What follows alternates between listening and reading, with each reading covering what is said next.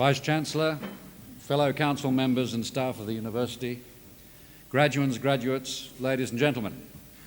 It's customary for the university and its guests to gather as a body for the purpose of conferring academic awards on its graduates. To members of a university, a ceremony for the conferring of awards is a particularly important and happy occasion in the university year. To all of you, I extend a very warm welcome. To graduates and diplomats, I offer congratulations and best wishes. Today, we have gathered in order that awards may be conferred on those who've satisfied the Council of the University that they have met the requirements for admission to awards undertaken in the university's faculties. The university's mission commits it to the provision of quality education, research training, and service in partnership with industry, commerce, and the community, regionally, nationally, and internationally. We're also committed to the continuous improvement and the review of all that we do. The university has a commitment to the advancement and transmission of knowledge by the pursuit, recognition, and the achievement of excellence in scholarship, research, and teaching. This will be evidenced in the course of today's ceremony. Education today is about the acquisition of lifelong learning skills. I believe that the awards to be conferred upon our diplomats, graduates and graduates today will qualify them to make significant contributions in the local, national, and in the case of some, the international community.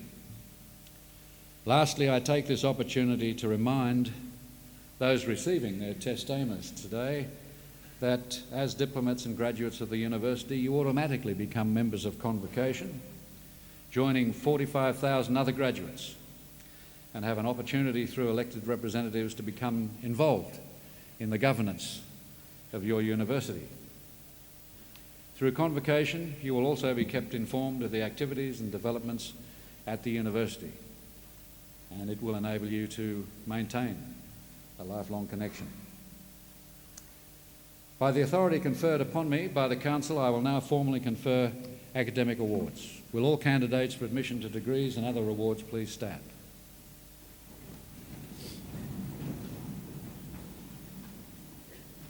In the name of the Council and by my authority as Chancellor, I confer the awards specified in the programme on all those graduates and diplomats who are present today, and in absentia on those unable to be present. Be seated. I now call on the Dean of the Faculty of Architecture to present graduates from that faculty.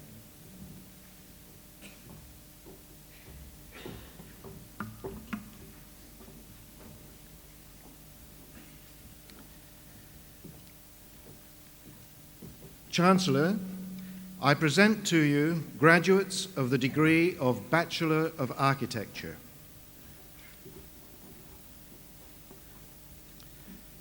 Craig Byatt.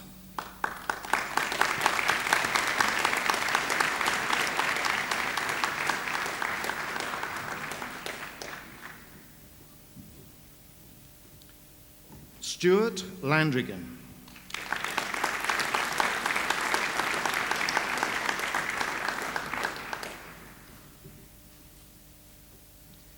Stephen Noonan.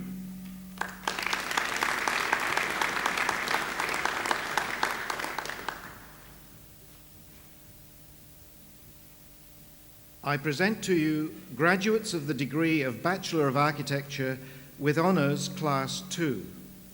Danian Beats.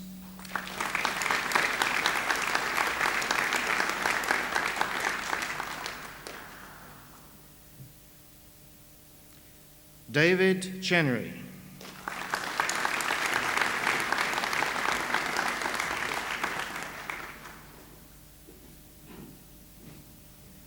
Louise Dow.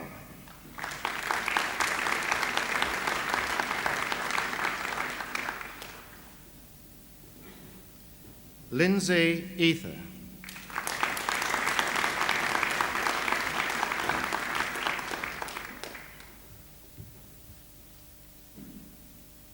Anthony Furness.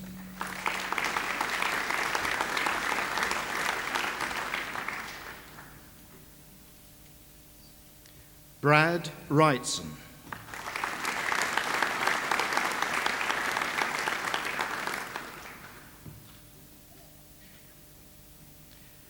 I present to you graduates of the degree of Bachelor of Architecture with Honours Class 1.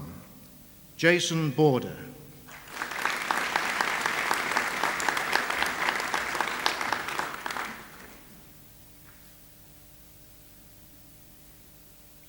Melanie Crick.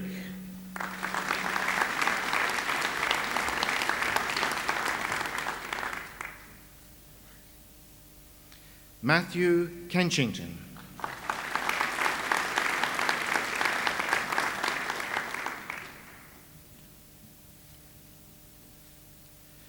Jody Matthews.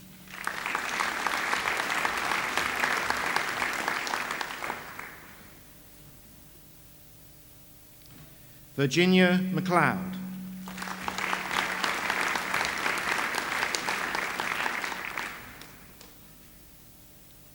Jane Palmer.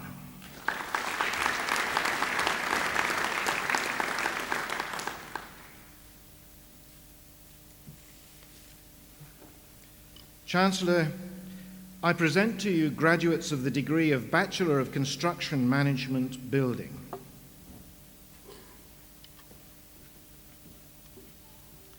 Michael Back.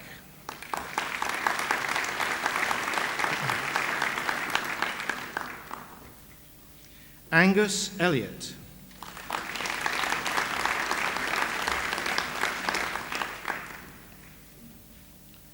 Minoru Howard.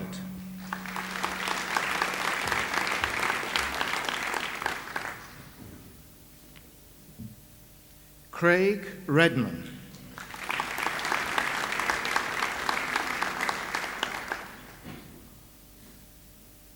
Stephen Troyer Jr.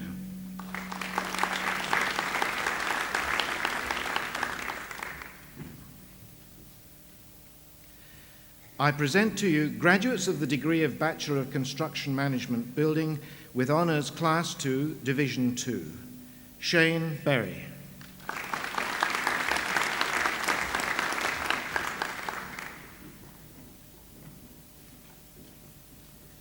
Gus Davis.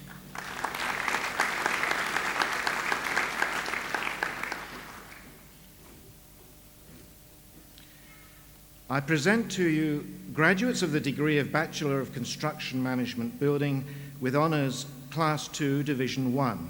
John Elder.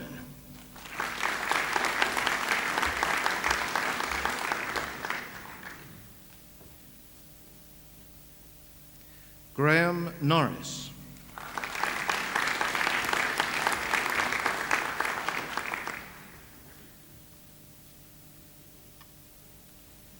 Timothy Spencer.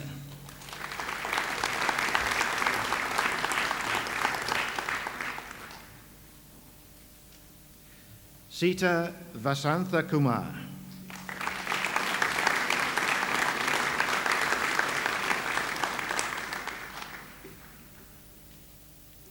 Derek Zillman.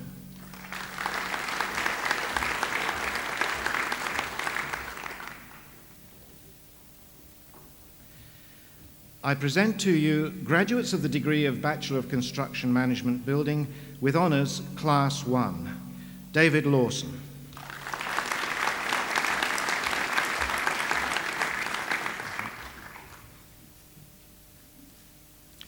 Jonathan Mead.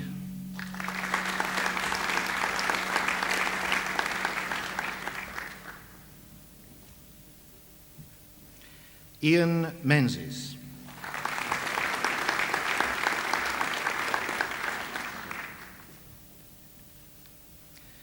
Chancellor, I present to you graduates of the degree of Bachelor of Science, Architecture. Josh Black.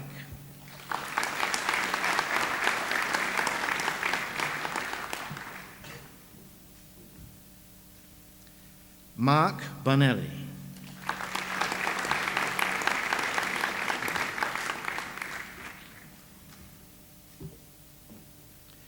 Nikki Douglas.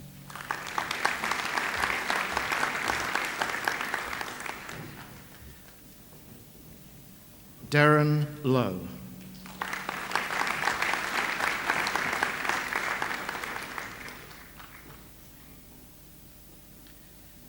I present to you graduates of the degree of Bachelor of Science Architecture with merit. Catherine Bogard.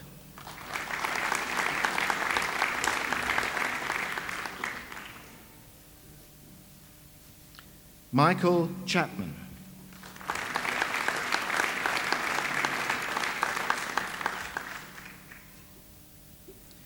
David Dixon.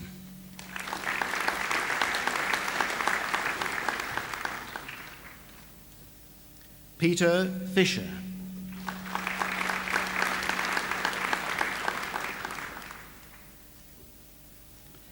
Charlotte Foy.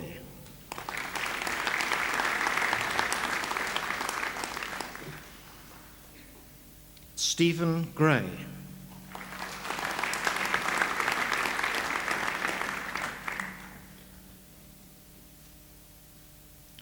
Martin Hedges.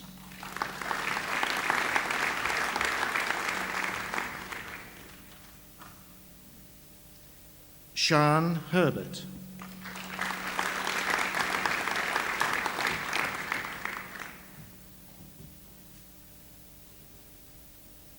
Martin Hunt.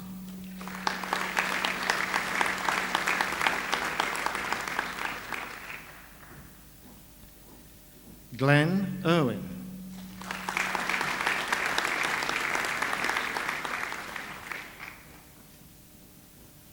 Timothy Johnson.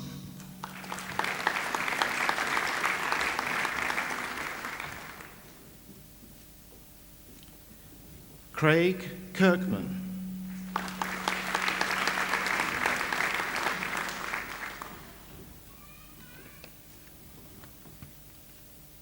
Wayne Neller.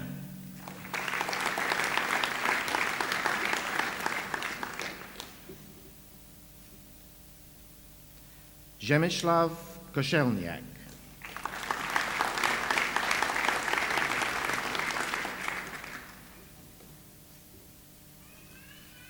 Frank Cruitt.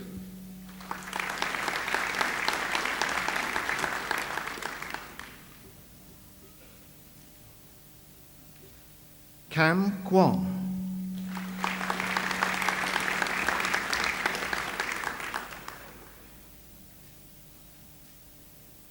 Sophie McLeod.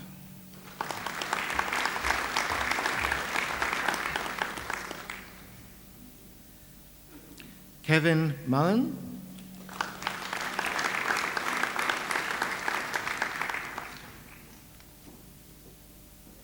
Jaya Param.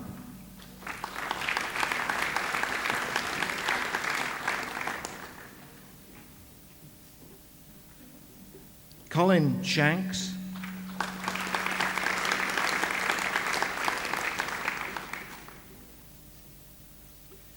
Nicholas Smith.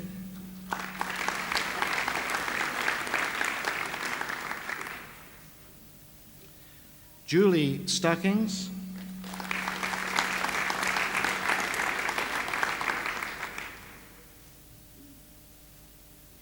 Kong Ni Tang.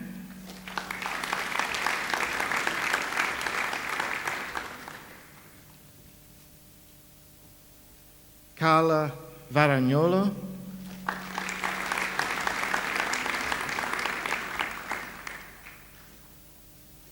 Richard Williamson.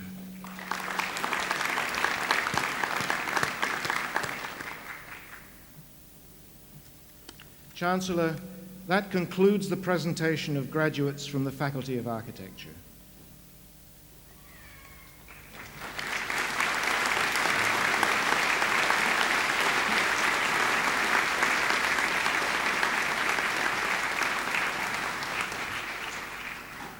I now call on the Acting Dean of the Faculty of Art and Design to present graduates from that faculty.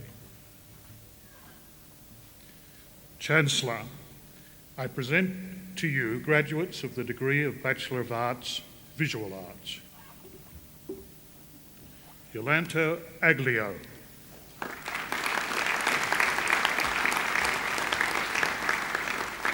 Rebecca Andrews.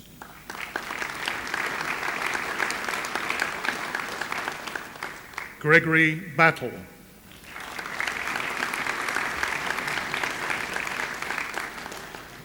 Natalie Bort.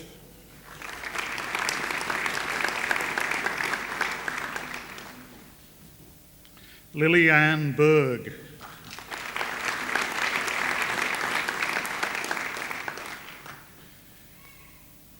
Vivian Botchanik.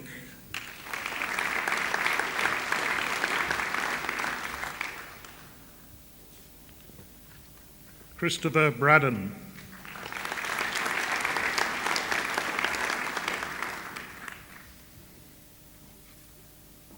Hamish Carr.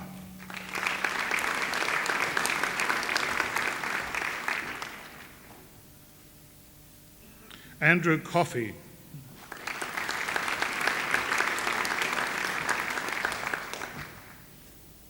Leanne Cole.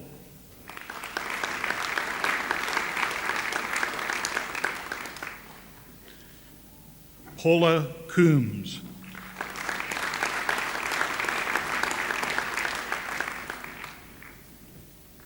Paul Dower.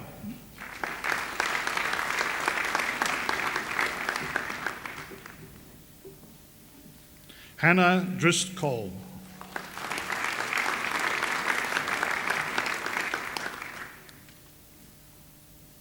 Anna Ephraim.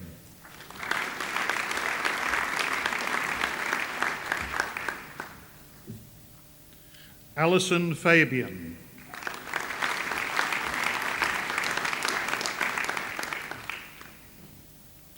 Fiona Ferrier.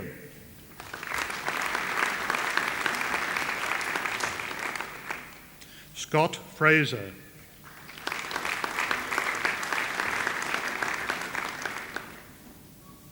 Suzanne Gallagher.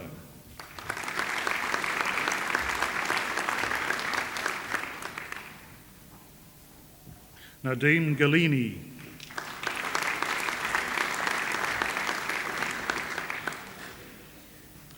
Natasha Grundy.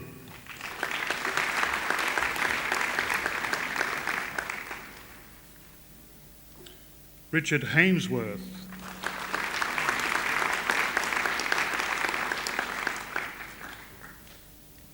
Nicole Hayward.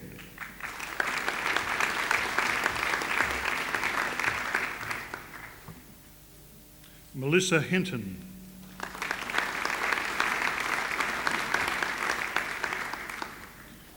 Douglas Holgate.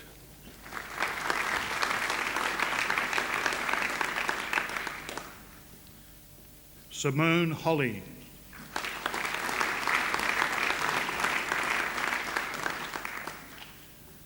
Nathan Horn.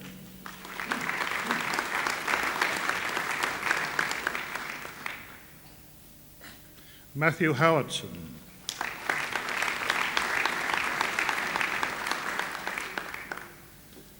Donna Humphreys.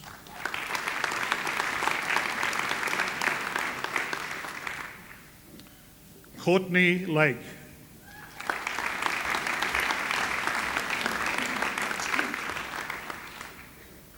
Diana Leverty.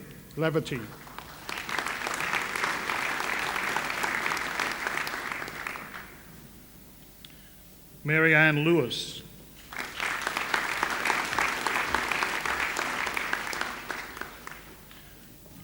Marguerite Locke.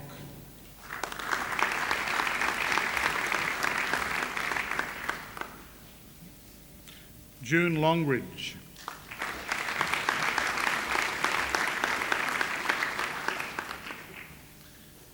Rachel Lowe.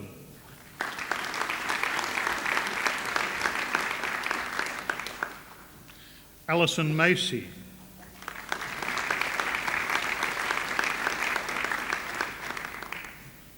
Duncan McAllister.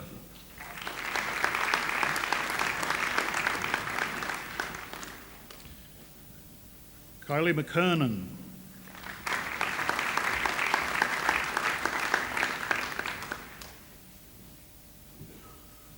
Lynette Meehan.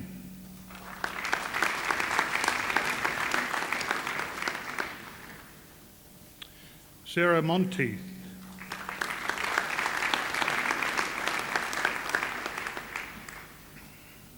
Vanessa Morgan.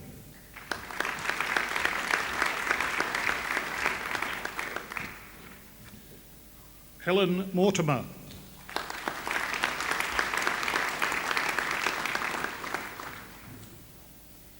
Sally Moll.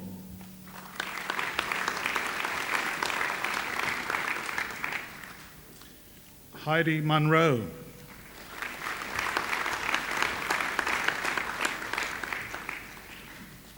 Simon Munro.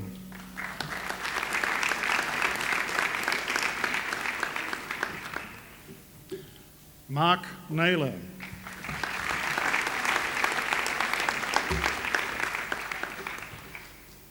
Michelle Nicholson.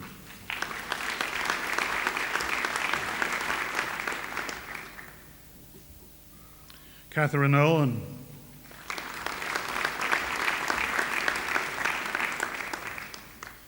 Pierre Samantha Park.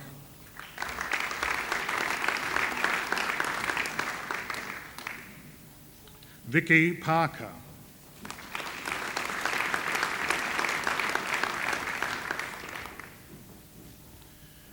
Averill Parkinson.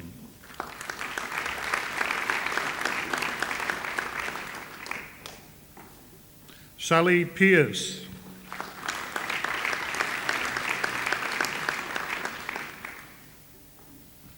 Anne Peleschuk.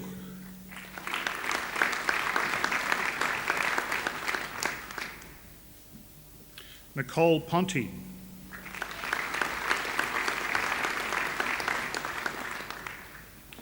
Fiona Ross.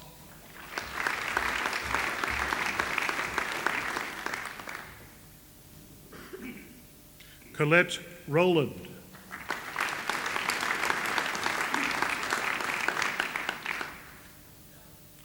Greg Selden.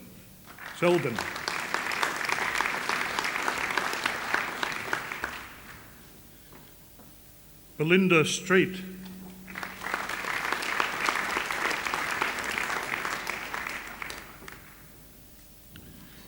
Gregory Szabo.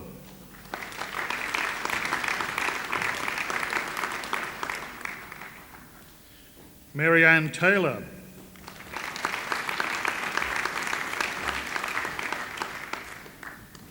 Melanie Taylor.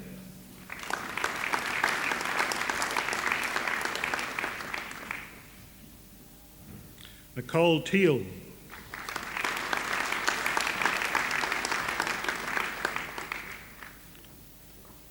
Glenn Thomas.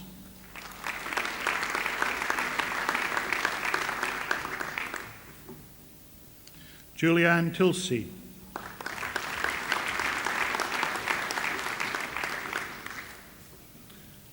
Scott Turnbull.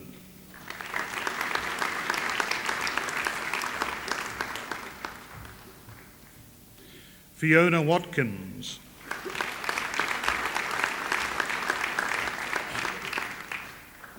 Simone Watson.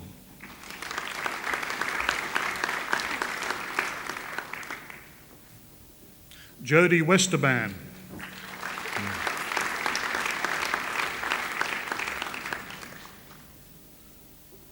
Peter Williams.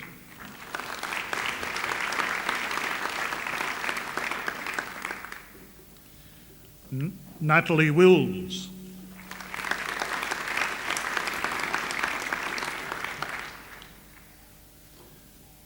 Paula Wilson.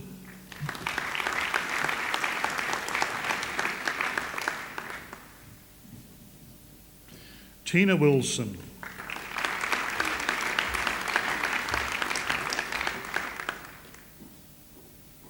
Apopo Sa Wu.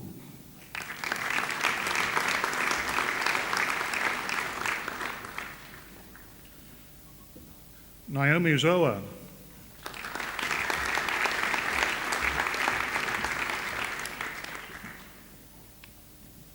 Chancellor, I present to you a graduate of the degree of Bachelor of Arts Graphic Design.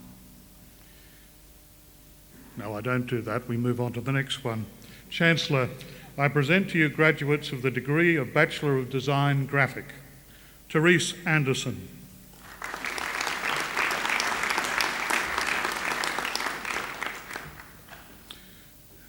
Kylie Clifton.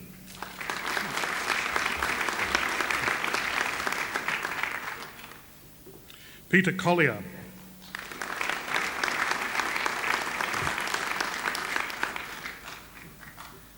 Sally Dawson.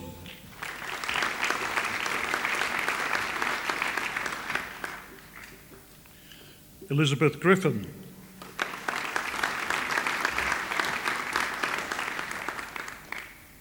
Benjamin Hockley.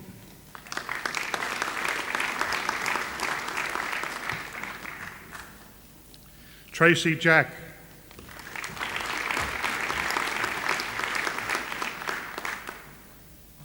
Michelle Lang.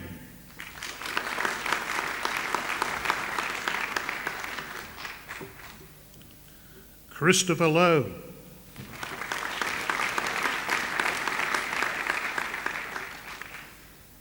Cassandra Prince.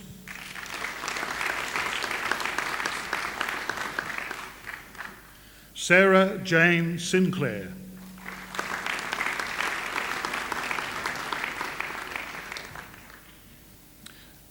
Catherine Smith.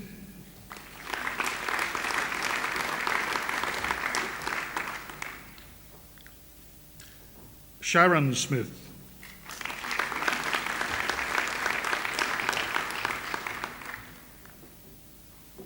Alexandra Toy.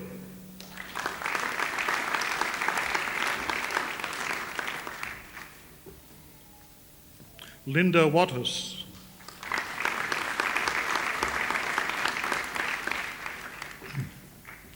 Chancellor, I present to you graduates of the degree of Bachelor of Design Industrial. Andrew Berg.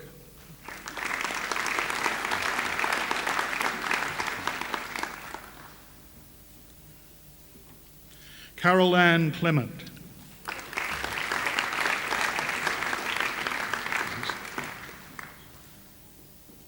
Russ Davis.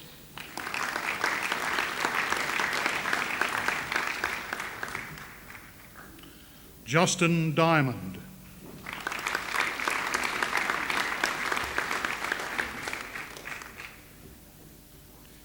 Braden Geen.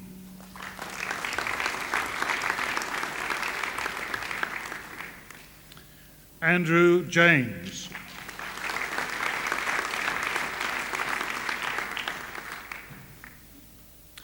Stephen Miller.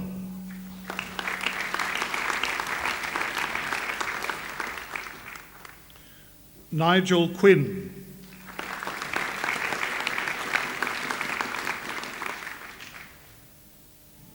Rebecca Wilkins.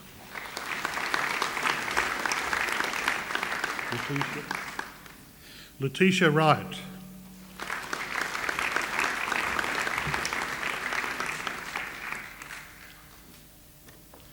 Chancellor, I present to you candidates who have satisfied the requirements for the award of Graduate Diploma in Art. Carolyn Bates.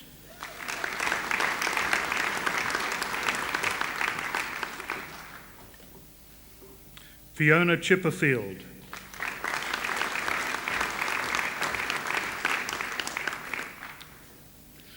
Ruth Goodwin.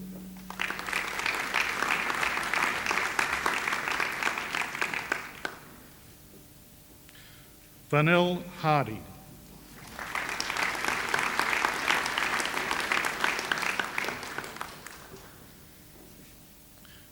Justine McCormick.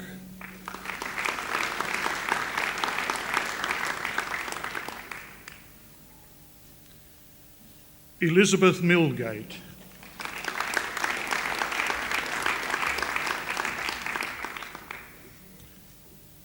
Cameron Mitchell.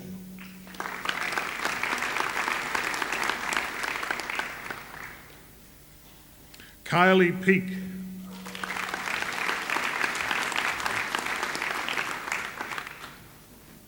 Faye Smith.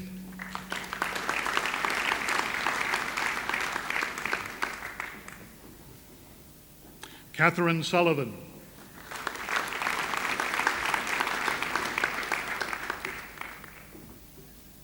Myra Thurner.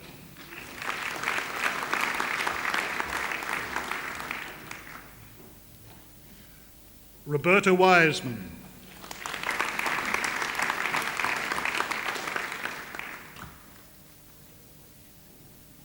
Shireen Ragg.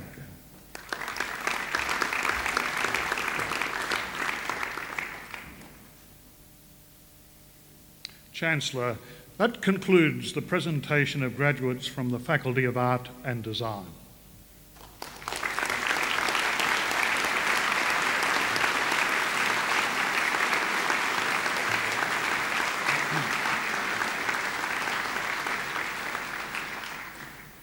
I now call on the Dean of the Faculty of Music to present diplomates and graduates from that faculty.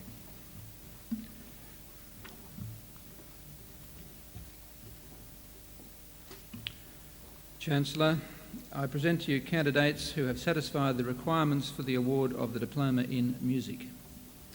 Ryan Fitzgerald.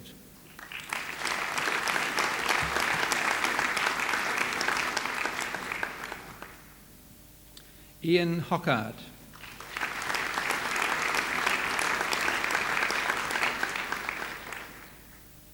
Meredith Reeves.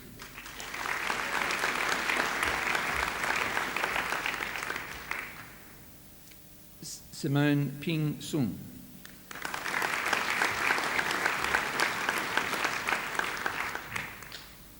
Amanda Tanner.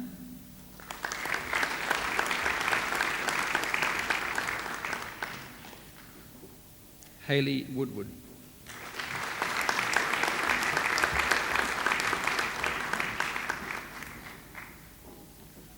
Chancellor, I present to you graduates of the degree of Bachelor of Music. Heidi Braun.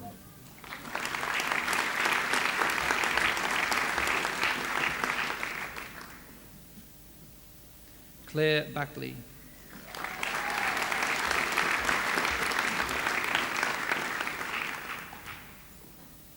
Hilary Burgess.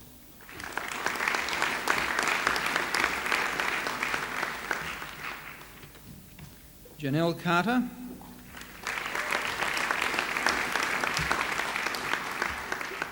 Elizabeth Clarkson.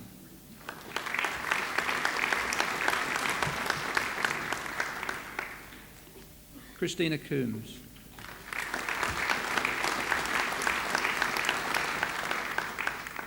Jenny Donald.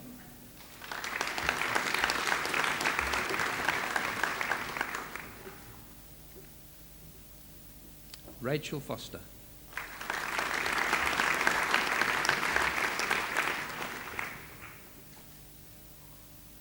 Rachel Hamilton.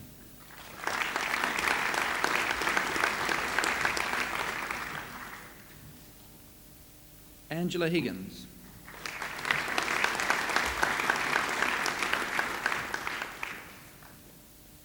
Glenn Hughes.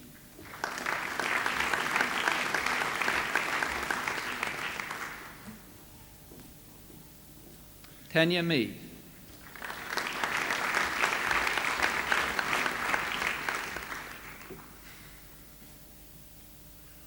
Ruth Minter.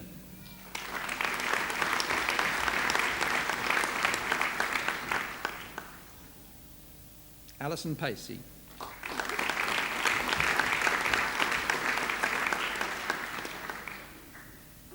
Rachel Slee.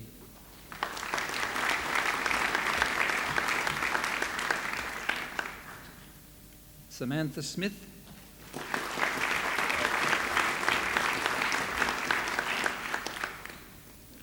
Frank Wakewood.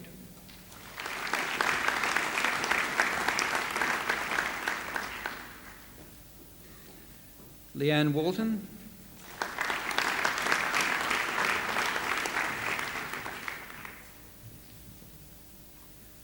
Chancellor, I present to you a graduate of the degree of Bachelor of Music with Honours, Class 2, Division 1, Michael Fowler.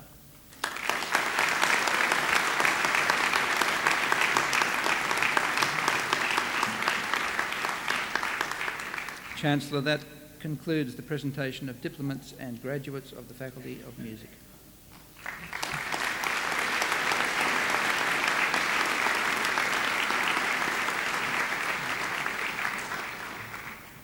I call on the Pro Vice-Chancellor Academic and the President of the Academic Senate to present Doctor of Philosophy degree candidates.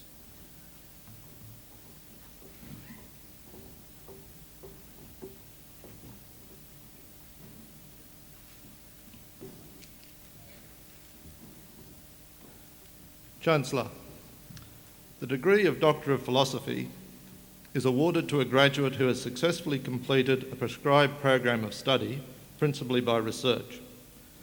A thesis embodying the outcomes of the research is the principal basis of examination. The degree is only awarded if the thesis makes a significant and an original contribution to knowledge and to understanding in the field of knowledge with which it is concerned.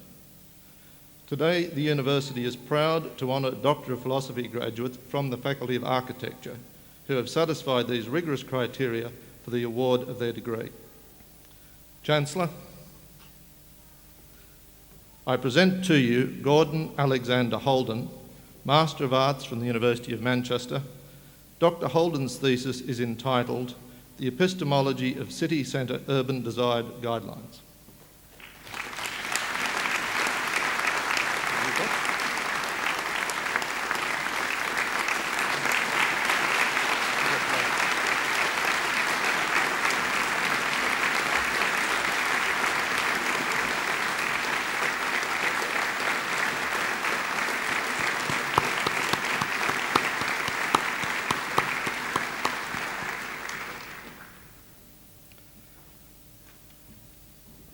I present to you Dennis John Leonard, Bachelor of Applied Science from New South Wales Institute of Technology.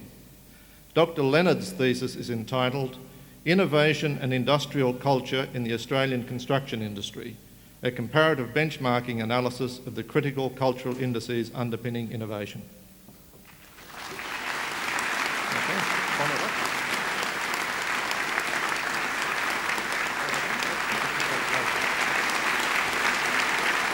Dr. Leonard.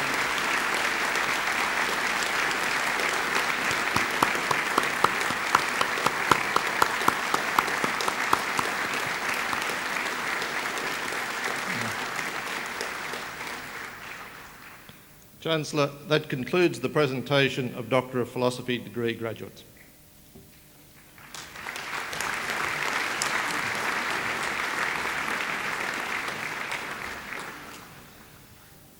I now call on the Vice-Chancellor to present two candidates for honorary degrees. Chancellor, I have pleasure in presenting to you Mr. Brian Compton, Medal of the Order of Australia for admission to the degree of Master of Construction Management.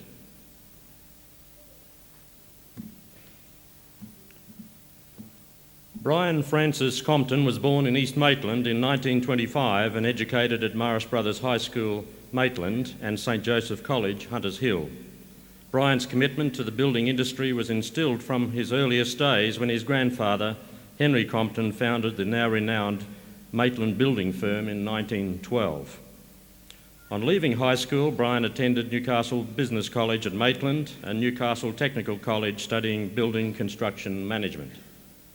In 1946, Brian joined the business of F.H. Compton and Sons Proprietary Limited and helped to mould the company into one of the leaders of the New South Wales building and construction industry. Projects such as court halls at Tomago, Alcan at Curry, Royal Newcastle Hospital Nurses' Quarters, shopping centres, TAFE colleges and other numerous prominent buildings throughout the Hunter and at the Rocks in Sydney were completed during Brian's stewardship. In 1954, as a member of a fact-finding team of builders, architects and engineers from all states of Australia, Brian visited Europe and America to study productivity in the building industry. This resulted in Brian having a strong guiding role in the modernisation of the Australian building and construction industry. Brian has served the building industry in an extensive range of capacities during his 55 years of dedication to its development. He was president of the Newcastle Master Builders Association in 1964 1965 and 1966, and elected as a life member of that organisation in 1979. Brian has been President of the Australian Institute of Building New South Wales chapter and was the Foundation Director of the Hunter Development Board. He is also a Fellow of the Australian Institute of Building, a Fellow of the Australian Institute of Management, and a Fellow of the Australian Institute of Arbitrators. In 1992, Brian's services to the industry were recognised by the awarding of one of the greatest personal honours, the Order of Australia Medal for service to the building industry. As President of the New South Wales chapter of the Australian Institute of Building, Brian made representations to the University and the Faculty of Architecture for the need to have a professional course in building at Newcastle. After some 10 years of concerted effort by the Institute of Building and other associations in the region representing the building industry, the Bachelor of Building course, as it was then called, was established in 1991. Brian has been a member of the Building Degree Advisory Board since the inception of the Building Degree course. In this capacity, he has contributed to the design of the course by representing industry's needs. He has also contributed to the implementation and accreditation of the course by the Australian Institute of Building and the Australian Institute of Quantity Surveyors. Apart from these formal contributions, Brian also remains supportive at a personal level of the students and the Department of Building and its activities. Chancellor, it is with great pleasure that I present to you Brian Francis Compton, Medal of the Order of Australia for the award of the degree of Master of Construction Management.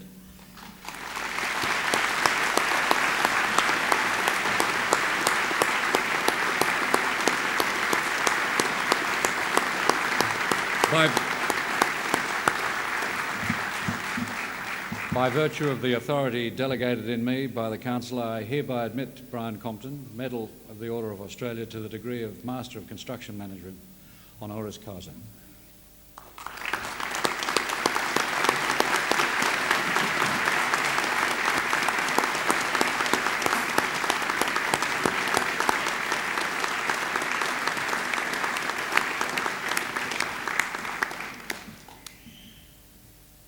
Chancellor, I have pleasure in presenting to you Mr. Reginald Parker for admission to the degree of Master of Construction Management. Reginald Thomas Parker was born in Newport, Wales in December 1922 and emigrated to Australia at the age of 8 with his parents and settled in Mayfield. He was educated at St Columban's College, Mayfield, and shortly after completing his schooling, he entered the building industry. His training was put on hold in 1942 when he joined the Royal Australian Air Force, serving with the 460 Lancaster Squadron in Lincolnshire in England. After his discharge from the service in 1946, he completed his apprenticeship under the repatriation scheme with Duffield Building Contractors of New Lambton.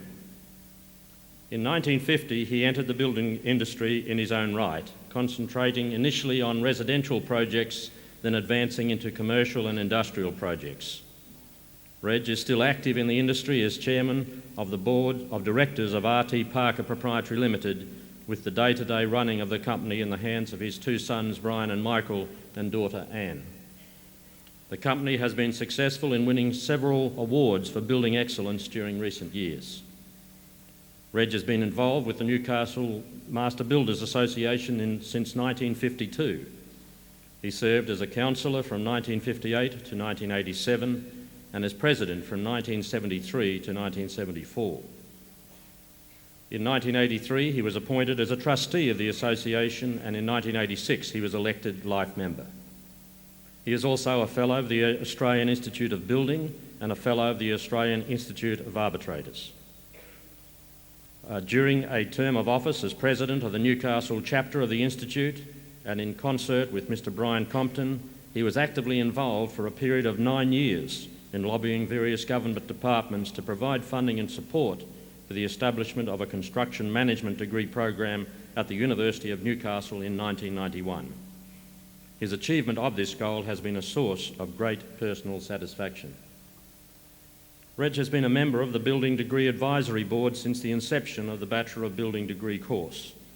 In this capacity, he has contributed to the design of the course by representing the building industry's needs. He has also worked to assist the implementation of the course and its accreditation by the Australian Institute of Building and the Australian Institute of Quantity Surveyors. Reg continues to support the Department of Building's various activities and the students in the now renamed Bachelor of Construction Management course in a personal way. Sport has been a very important pastime for Reg. He played first grade soccer for Mayfield United, pennant golf for the Waratah Golf Club, and served as captain for 28 years with the Newcastle Master Builders Social Golf Club. Throughout his career, Reg Parker has demonstrated an unswerving commitment to progressing the building industry in our city in commercial, academic and social terms. Chancellor, it is with great pleasure that I present to you Reginald Thomas Parker for the award of the degree of Master of Construction Management.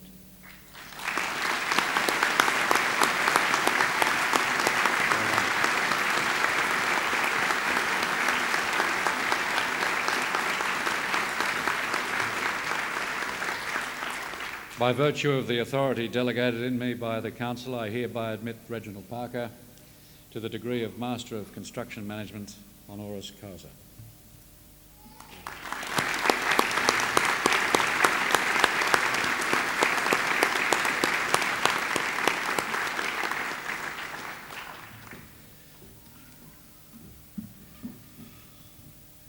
We will now have a musical interlude presented by the Faculty of Music's Percussion Ensemble, Stephen Morton, Ben Barnes, Tim Constable.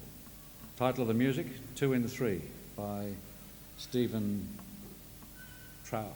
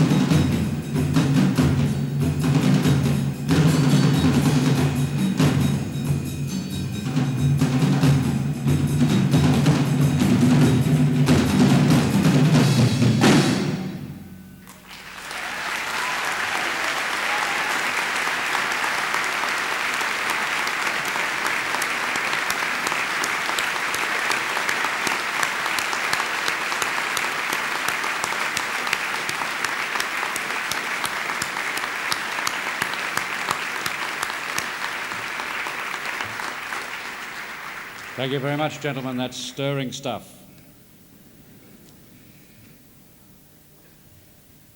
I would like now to introduce our occasional speaker today, Brian Souters. He's an architect, well known, I suppose, to most people in Newcastle. Graduated in 1961 from the University of New South Wales with the University Medal. He has, over the years, maintained an eminent position in the professional associations, a Fellow of the Royal Australian Institute of Architects, Chairman of the Newcastle Division. He has distinguished himself with a number of community activities. He's a board member of the Mater Hospital, Chairman of the House and Works Committee at the Mater Hospital, Chairman of the Hunter Region Arts Association, Diocesan Architect, the Anglican Diocese of Newcastle.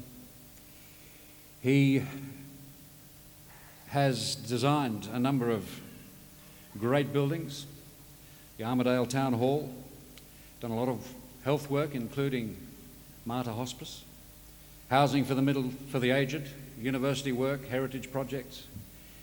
He was responsible for the refurbishment of the Civic Theatre. All in all, a very distinguished architectural career. We're honoured today to have him address us on the day that we graduate people from our Faculty of Architecture. Please welcome Mr. Souters.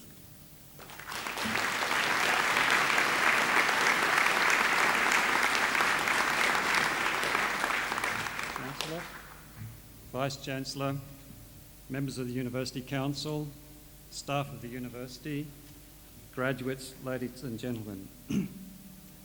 There was a wonderful fanfare that I had as an introduction, and quite fitting, I think, that I should be speaking on this occasion with music. I've entitled my address A Sense of Place, which I will demonstrate can exist in all the creative disciplines covered by the faculties represented here today. To begin with, I would like to quote from T.S. Eliot from the Four Quartets, and in particular, the last of the quartets, Little Gidding, Part 5, in fact, the final page. We shall not cease from exploration, and the end of all our exploring will be to arrive where we started and to know the place for the first time. It seems ironic for me to be standing in this place at Callaghan campus on this graduation day in May 1997, delivering the occasional address to you, hopeful graduates from music, art and design and architecture. At another place in 1962 at the Tighes Hill campus, I, with perhaps a mere 6 Bachelor of Architecture students, graduates, received my testimony from the Chancellor, Justice Clancy, being presented by the Dean of Architecture, Professor Tony Towndrow. That was a moment of mixed emotion, apprehension coming before the crowd, pride of the achievement, the honour of being admitted to a university through the conferring of a degree, and the awe of a young man coming before distinguished scholars. And now, down the passage of time, I'm here presenting and assisting in a graduation, and yet those same emotions are with me. And so I return you again to T.S. Eliot and the beginning of the Four Quartets, Bert Norton, the opening lines, which provide some clue to this paradox. Time present and time past are both perhaps present in time future, and time future contained in time past. There's so many wonderful lessons and insight in this great work of Eliot.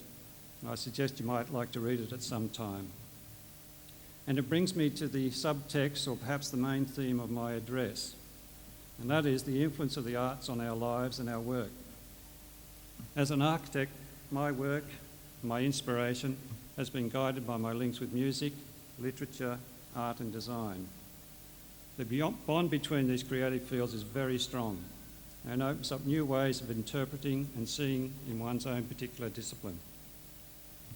Let me return to my title, A Sense of Place, and show how this concept can be revealed in music. Obviously, it is easier to visualise a sense of place in architecture because of its physicality, but perhaps not quite so readily with music. When the University Secretary and Registrar, Mrs. Jem Chong, rang me in February to ask me to deliver the occasional address, I was reading from a publication called Symphony, which is the journal of the Sydney Symphony Orchestra. And the article was entitled A Sense of Place, and dealt with a 20th century concert to be formed on the 2nd of May. Sounds like a familiar date. As a subscriber to these concerts, I recognised immediately a conflict. How can I be in two places at once? A loss on one hand, but on the other hand, an inspiration for the address. To experience music, there are demands on our time, and in times past made demands on place. We had to go to a hall, an auditorium, or a church to hear it. Today, however, with electronic devices, we can listen anywhere. And yet, music has not lost its power to evoke a sense of place. Let me give you some examples of music and place. Berlioz's Harold in Italy and Tchaikovsky's Souvenir of Florence, soundscapes of Italy by two romantic composers. Vaughan Williams' London Symphony, an English composer using familiar sounds of a great city to produce a vivid image. Mozart's Paris Symphony is a carefully crafted work that he did to appeal to the taste of the Parisian audience. Sculthorpe's Kakadu, or his Port Essington Suite, which conjured up images of the ill-fated settlement of the British in the Northern Territory. Yvonne Frindle, in the Symphony magazine article that I was reading, goes on to develop the idea of that place can be somewhere to compose, or a source of a composer's style or the reasons for the work's existence. In the concert tonight at Sydney Town Hall, the young Australian composer, Elliot Geiger, will have his work Deep and Dissolving Verticals of Light performed. The inspiration for the work is Sydney Harbour at Night. The young Elliot Geiger acknowledges the stimulus of Elliot Carter's Symphony of Three Orchestras, a portrait of New York. Carter in turn was inspired by Hart Crane's poem To Brooklyn Bridge. Geiger was drawn to Kenneth Slessor's poem Five Bells, which I might add was the inspiration for John Olsen's mural in the foyer of the Opera House. And I might add also that Olsen was an artist who was born in Cooks Hill, Newcastle. And he was the artist who we used in the City Hall mural Sunrise Over the Hunter, a project which was carried out by my firm. It becomes clear that inspiration and bonding and intersection between the arts is common, and so it should be. May I go a little bit further with music as an example of how the arts work and how living art is of its time as well as place. I referred to Tchaikovsky and Mozart, both composers of the 19th and 18th century. There was also appropriately a reference to Sculthorpe and Geiger, and they are Australians and they're 20th century composers. The concert at Sydney Town Hall tonight will also feature two other modern composers, Steve Reich, an American, and Arne Nornheim, a Norwegian. Steve Reich's piece is The Desert Music, again based upon poetry. And unlike earlier tone poems, the piece will not be a picturesque evocation of sand dunes. Nordheim's piece is entitled Magma, a piece informed by the menacing attractions of nature in its most basic and powerful forms: earthquakes, volcanoes, eruptions. It's contemporary music of today, which seeks to merge landscape, space, and events, time. I think the connection between art and design with architecture is fairly obvious. And as an architect, I may be allowed to refer to architecture as the mother of arts, or perhaps to be politically correct, the mother and the father of arts. In times gone by, architecture and art were indissoluble. The classic period of Greek architecture, the Renaissance period, and the Gothic period. The integration is not as total today as past, although the Bauhaus went down the track seeking a collaboration of design and architecture which embraced the industrial age. And I think the Scandinavians appeared happy with a holistic approach, and we can see that in the Opera House of Johan Utzon in Sydney. Le Corbusier, one of the early masters of modern architecture, certainly encompassed both architecture and art. He's probably one of the last of the truly universal men. Richard Godwin, a Sydney architect and sculptor, has created several compelling large-scale works which integrate sculpture and the built forms. I'll give you the example of the Gore Hill Expressway and also the Undercroft areas of the Glebe Island Bridge. At the most recent national conference of the Institute of Architects in Adelaide last year, they dwelt upon the integration of the arts. In fact, the convention was called Intersection, and that convention attracted papers from artists, industrial designers, theatre designers and architects. The conference was a major component of the Adelaide Festival of Arts, whose director, artistic director Barry Kosky, set out to create a provocative arts festival which blurred the edges. Music, dance, visual images, architecture were continually interwoven. One excellent example was an opera by the Hotel Pro Forma company from Denmark, who presented an interpretation of Orpheus. Their version was not a literal story of Orpheus pursuing Eurydice. The opera, called Operation Orfeo, was a visual opera, exploring deeper evocations of the ancient myth. It was concerned with oppositions, light and darkness, life and death, and silence, which were in constant play both within and between the oral and visual fields. The Proforma company had been founded in 1985 and had set out to combine elements of language, music, movement and light in a form that was both performance and exhibition.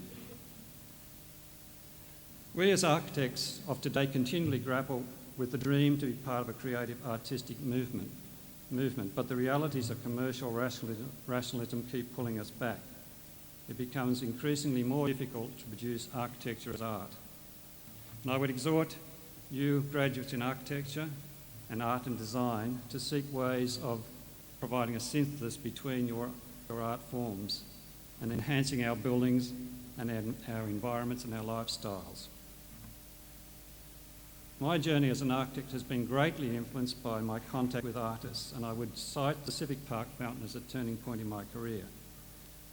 For this project, I met and worked with two artists, Margil and Frank Hinder, who were able to show me the meaning of total commitment to design and creative intent.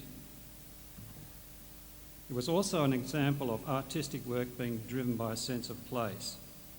For many years after the completion of the War Memorial Cultural Centre in Layman Street, Newcastle City Council had embarked on a journey to build a fountain on the axis of the City Hall.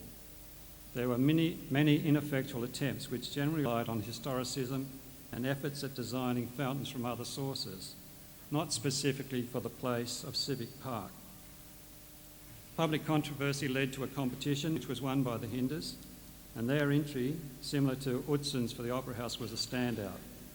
It evolved from an understanding of the site, of the character of Newcastle, of its industrial strength, of the craggy coastlines, of the change in levels. It was site-specific.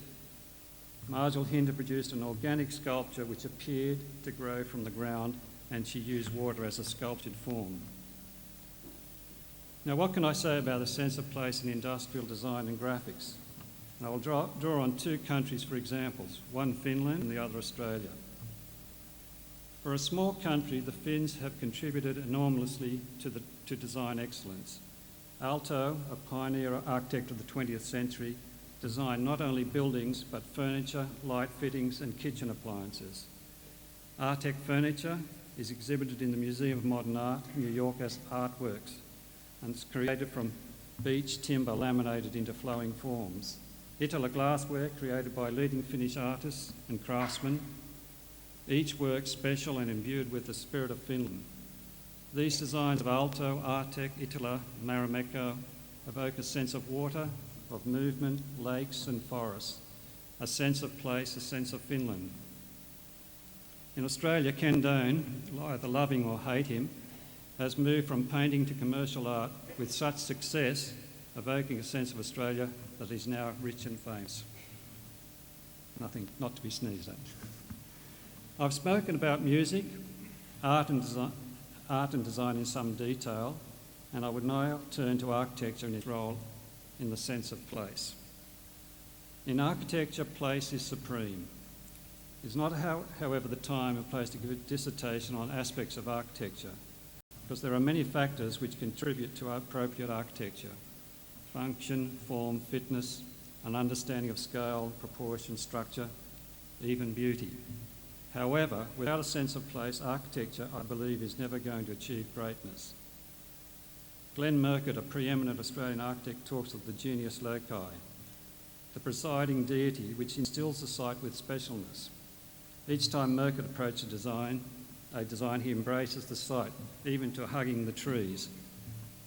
Like Virgil, he prays to the spirit of the place and to earth, the first of the gods, and to the nymphs and as yet unknown rivers. The Sydney Opera House is a supreme example of appropriateness of architecture to place, commandeering the harbour foreshore and soaring into the day and night skies of Sydney, both physically and spiritually proclaiming to future generations superiority of place. And how do the faculties here represented contribute to a sense of place? Each in their own way greatly contribute to the place of the university and to their position in Newcastle. Architecture has an excellent reputation and a national status and is based upon its problem-based course, which revolves around Newcastle to a large extent. The music faculty is very much an integral part of the musical life of the city, offering a range of public concerts and outreach programs to the Hunter region. Art and design through the campus gallery encourages the community to come to this place to experience the works of both staff and students. So here I am coming back to the beginning. As Alice said, now here you see it takes all the running you can do to keep in the same place.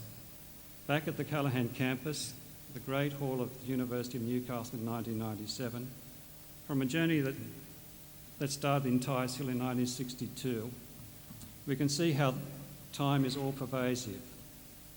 What might have been and what has been point to one end, which is always present. Time present and time past and time future all come together. There is no division. In art there is no division. Each is part of the other. I stood here in 1962, symbolically, in one capacity and today in another. My experiences are different, but at what point did they change? I feel much the same person, but obviously I'm not. I'm prepared to say that a sense of place can be seen through music, art, design, and architecture. For you, the sense of place and the sense of occasion is here. It's your moment to reflect on your achievements and to look to the future. And I would like to start where I began with Eliot, not Geiger or Carter, but T.S. Eliot. Down the passage which we did not take, towards the door we never opened, into the rose garden my words echo, thus in your mind. Thank you for listening, and congratulations to you graduates on your individual achievements. Thank you.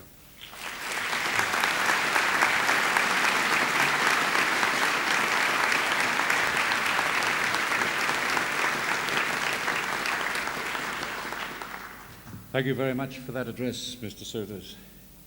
The influence of art on our lives, the ability to be able to weave together music, art design and architecture in order to enrich vocation was a marvellous thread. Well, thank you for it. I would like now to invite Samantha Smith to speak on behalf of the graduates.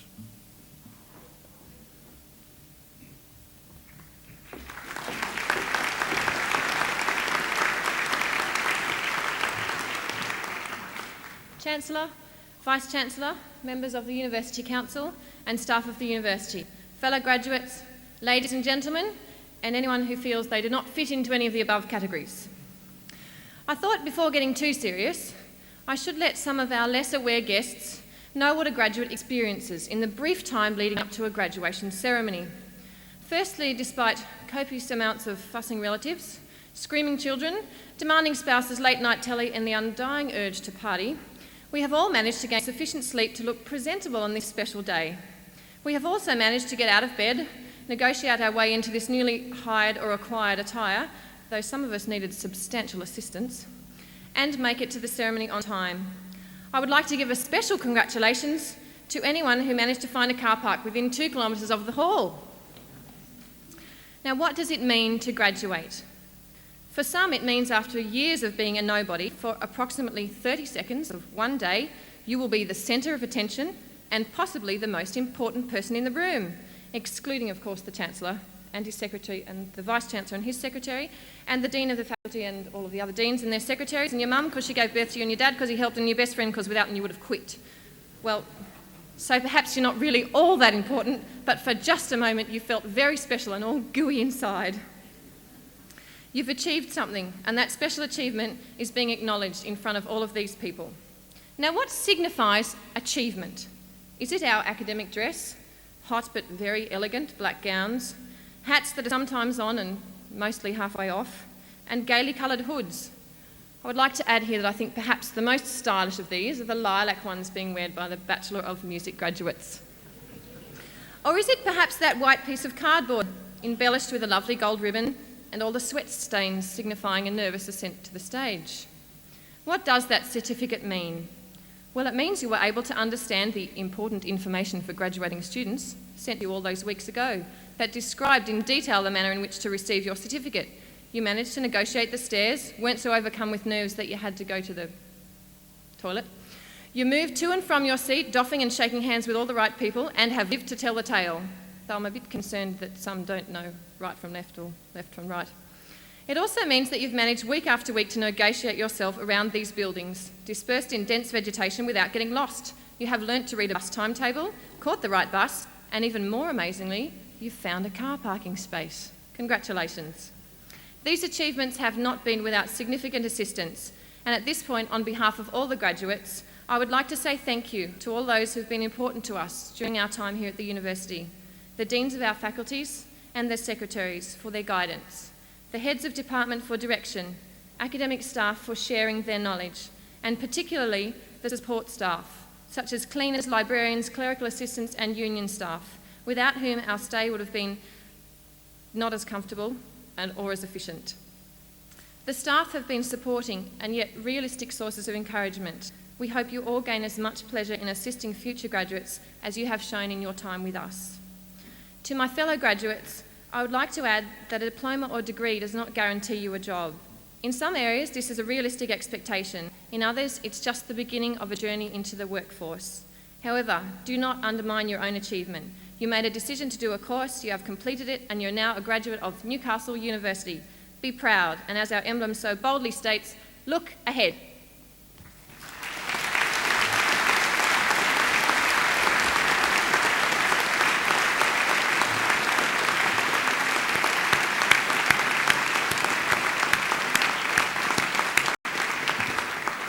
Thank you very much, Samantha Smith.